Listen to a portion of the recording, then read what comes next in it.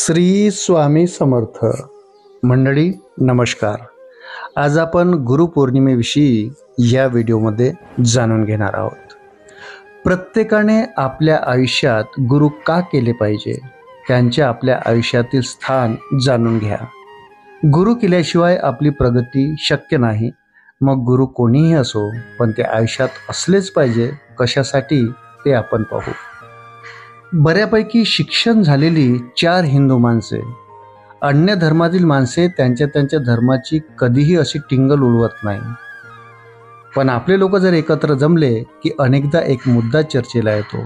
तो म्हणजे आपल्या देवता प्रचंड शक्तिमान आहे, तर मग मनुष्य रूपातील अमुक स्वामी आणि तमुक स्वामी कशाला पाहिजे. वरकरणी हा प्रश्न अगदी बिनतोड आणि बुद्धिनिष्ठ वाटतो.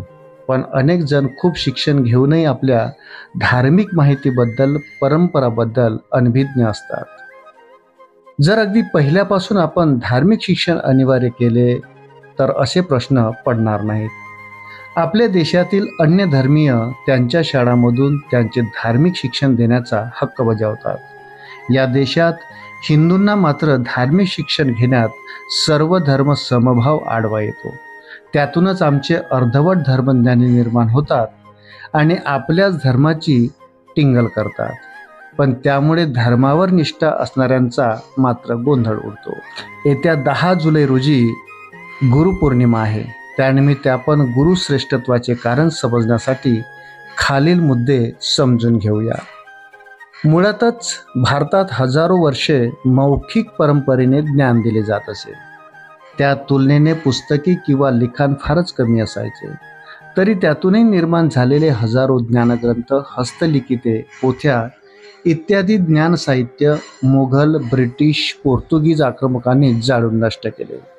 त्यामुळे समाजामधील जी दशग्रंथी व्यक्ती 10 ग्रंथ तोंडपाठ करून जतन करून ते पुढच्या पिढीकडे देत असे, समजावून सांगत असे, शिकवत असे, त्या व्यक्तीचे स्थान आपोआपच गुरु म्हणून खूप मोठे ठरत असे.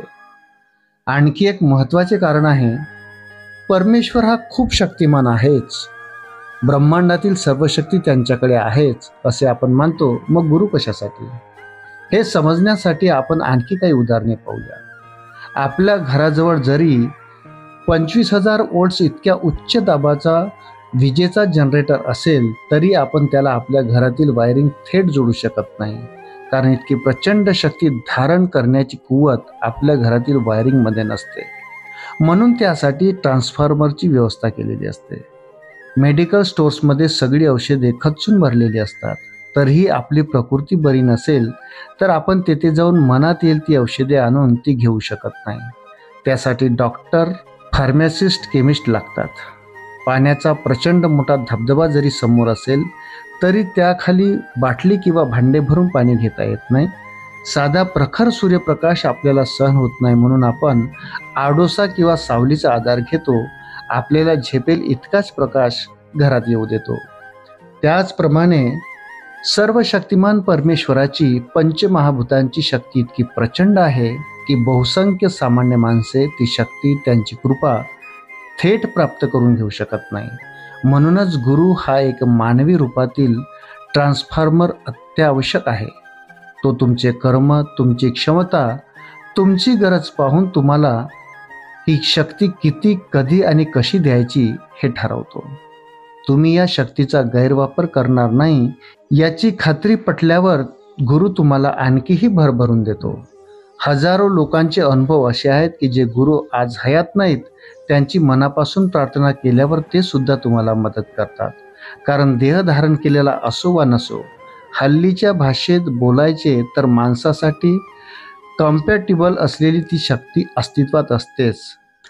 अत्यंत महत्त्वाची गोष्ट अशी की स्वतःला गुरु म्हणून घेणारे, अब्जाधीश असलेले, भक्त पकडण्यासाठी प्रचंड यंत्रणा असलेले, मोठमोठी देवस्थाने स्थापून किंवा बडकावून अपार संपत्ती उपभोगणारे हे खरे गुरु नाहीतच. त्याचप्रमाणे ज्यांनी एखाद दुसऱ्या वस्त्राशिवाय काही वापरले नाही, जे आज हयात नाही, अशा दिवंगत संतांना चांदीचे देवारे, सोन्याचे मुकुट, चैन, अंगठ्या, दागिने, हिरे, माणिके, विदेशी चलन, मनमन सोन्याची आसने अशा वस्तू अर्पण करणारे खरे भक्त आहेत का, असा प्रश्न पडतो. गुरुदक्षिणा म्हणजे गुरुला विकत घ्यायची किंमत नव्हे. अनेकदा आपण आपल्या आजूबाजूला एखादी साधी व्यक्ती अत्यंत निरपेक्षपणे लोकांना मदत करताना, अचूक सल्ला देताना, सेवा करताना पाहतो. कुणी मोबदला दिला तरी ते घेत नाहीत. अशा लोकांना समाज अनेकदा गुरुस्थानी मानतो. मात्र श्रीमंतीची भगवी वस्त्रे मिरवणाऱ्या, उत्तम मेकअप असलेल्या, सेलिब्रिटीच्या गराड्यात असणाऱ्या प्रचार गुरुच्या मागे न लागणेच चांगले. जर गुरु केलाच नाही तरीही तुम्हाला परमेश्वर देणारच असतो. त्याच्याकडे दुजाभाव नाही. समजा तुम्ही कुणीही गुरु न करता स्वतःच गाणे शिकायचे ठरवले तर आपोआप मेहनत, रियाज करून ते शिकता येते. पण गुरुपाशी शिकलात तर तितक्याच वेळेत ते अधिक आणि सुयोग्यपणे प्राप्त करता येते. तुमच्या गड्याची जात, स्वरांची समज, मेहनतीची दिशा या गोष्टी गुरु अधिक जाणतो. त्यामुळे तुम्हाला यश लवकर मिळते. एक फार महत्त्वाची गोष्ट म्हणजे गुरु न मिळाल्यास तुमची प्रगती कदाचित संतपणे होईल. पण जर चुकीचा दांभिक गुरु निवडला तर मात्र यश मिळतंय असे वाटत राहील, पण प्रत्यक्षात मात्र लुबाडणुकीशिवाय काही होणार नाही.